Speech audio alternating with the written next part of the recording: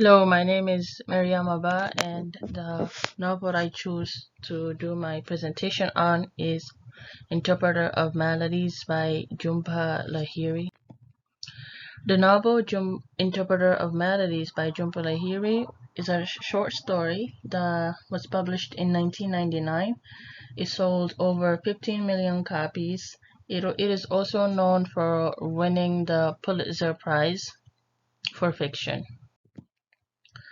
The author, her full name is Nilanjana Sudeshna Jhumpa.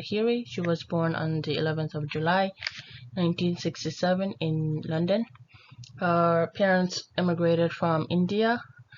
She grew up in Rhode Island. That's where she taught creative writing at Rhode Island School of Design. She also taught creative writing in many other states, including Massachusetts. She is known for winning multiple awards, including the most recent Malamud Award in 2017. Growing up, she loved writing multiple fiction books. These are the characters in the novel Interpreter of Maladies. Mr. Kapasi is a 46-year-old. He's a tour guide he's been a tour guide for 5 years. He works in India. He is also a Gujarati interpreter at a doctor's office. Mr. Das, he's a father, husband, middle school teacher in New York, and a middle school teacher in New Jersey. Mrs. Das, who is also known as Mina, she's a wife, mother. She is self-centered. She is more isolated from her kids and husband. She also had an affair with her husband's friend and had kept it a secret ever since. Bobby is the youngest son from the Das family, but later on come to find out Mr. Das is actually not his father. He's very energetic. Ronnie is the oldest son. Tina is the youngest daughter, who whines a lot throughout the novel. At least when I was reading it, I found that she complains a lot. And the plot. The story, Interpreter of Maladies. The story is narrated in a third person's point of view. To give a little bit of overview of the story, the Das family is in India on vacation, basically, and Mr. and Mrs. Das were born. They were born in the United States to Indian parents, but now their parents have retired, so they moved back to India. So every few years, Mr. and Mrs. Das and their family visit India. Mr. Kapasi happens to be their appointed tour guide. He introduces several places, including the Sun Temple. I would not describe the tour being fun for the Das family, at least for the two parents. Maybe the kids, they had fun because they were all over the place. But just because the parents are very reserved, Mrs. Das does not have any type of relationship with her kids. She avoids any type of interaction with her husband and kids. Mr. Kapasi also realizes the discipline manners the Das children lacked. Throughout the tour, Mr. Kapasi revealed that he works at a doctor's office as a Gujarati interpreter. Him saying this, Mrs. Das found it very interesting and she asked more information about it. She wanted him to talk about it more. And this is where the limited omniscient point of view comes to play, because this is where the narrative voice focused more on Mr. Kapasi, where he allowed us to see, where we were given information of how he was daydreaming about her, having romantic imagination about her, and basically having imaginations of when, just because he gave her the address for, so she can give him send him the pictures. So he started imagining how it would be like them exchanging letters every now and then. When they arrived at the Sun Temple, Mr. Kapasi also Mrs. Das revealed that she had an affair with her husband's friend, and also her younger son, Bobby, is the product of that affair. Here I inserted an image of how the Sun Temple looked, and I also thought this setting is important because this is where the most engaging and interesting parts of the story happen.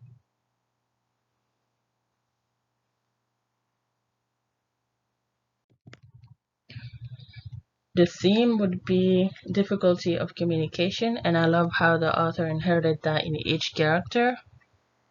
For example, Mr. Capacity's marriage, and his marriage, he's unable to basically communicate with his wife. His wife doesn't find anything he does interesting, and that basically leads to a loveless marriage. And we're to a point when another woman does compliment him in the job that he does, it does make him feel a certain type of way, which explains, him having those romantic imagination of her. Mrs. Das, on the other hand, she's very isolated from her kids. It seems like she doesn't want to be at the trip. She's more reserved. Mr. Das, he is more engaged in his guidebook, reading his guidebook, and his children are basically all over the place. Even though he tells them to not do a certain thing, they really don't listen. So that's when it comes to the children, their insolence really show throughout the story, where Mr. Capacity also realizes that. With the symbolism, I say the camera would be a symbol. The camera represents Mr. Das's inability to view the world as it is, or basically live in the moment, I should say. It also does play a role in him directly, like verbally communicating with his family.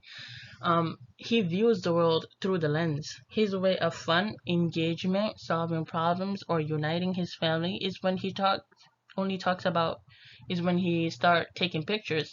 When he wants to take a picture, that's when he actually go and talk to his family. That's the only way he communicates, when he is trying to take a picture. And this, I found this quote there where he said, but we could use one of these pictures for our Christmas card this year. We didn't get one of all 5 of us at the Sun Temple. Mr. Capacity could take it. Here is when they arrived at the Sun Temple, and Mrs. Das decided to stay in the car because her legs were hurting her from walking. But he's more concerned of, if she doesn't come to the Sun Temple, we will not be able to take this picture. He's more concerned about this picture. He basically create this whole fantasy for himself through the lens. Here I created a plot curve to basically have summarize the whole story. Exposition is here would be Mr. Capacity picked up the Das family at Hotel Sandy Villa. From there, they began their trip to the Sun Temple. The rising action, which is basically pattern escalating excitement, which increased the reader's engagement, would be when Mrs. Das found Mr. Capacity's interpreting job as interesting. So basically the author describing Mrs. Das as someone who doesn't communicate much or very reserved, it does make the reader be curious or more engaged to the story when she gave Mr. Capacity that compliment. She doesn't even communicate that much with her husband at the throughout the tour. So her making that comment does make us more engaged in the story and wants to know what's next. The climax is when Mrs. Das revealed the affair she was involved in 8 years ago to Mr. Capacity. And this is the most exciting point of the narrative, because it's information that we never knew before, or information we would never actually infer. So this information does give the reader some type of, it makes us be more understanding of the personality Mrs. Das has, why she's reserved, why she is more to herself, and she doesn't want to be in an interaction with anyone, is probably because she's kept this secret for so long. She has something bigger to worry about than having any type of interaction.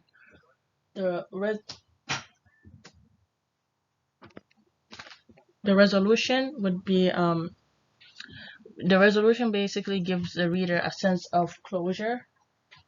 So it's basically started when Bobby got attacked by monkeys, in which he was saved in by Mr. Capacity. Another example would be is when the note flew out of Mrs. Das's purse, which indicates closure, because after Mrs. Das and Mr. Capacci had a conversation in the car, Mr. Capacci actually realized, oh, that she is not feeling the same way he is feeling about her. That him having all those imagination of her, she is actually not having that. She just wants advice from the interpreter of Maladies. So that basically gives a sense of closure. Overall, I enjoyed reading this novel by Jhumpa Lahiri. I love how she went in depth in characterizing each character. The facts she provided are a good way to aid the reader in thoroughly understanding the personality of each person. This story is important because it does showcase the reality of many families in terms of relationship. There are people that are emotionally, that it let us know that there are people that are emotionally isolated from their family members. This is the end of my presentation. I hope you enjoyed it. If you have any questions, feel free to put them down in the discussion. I will be happy to answer them. Thank you.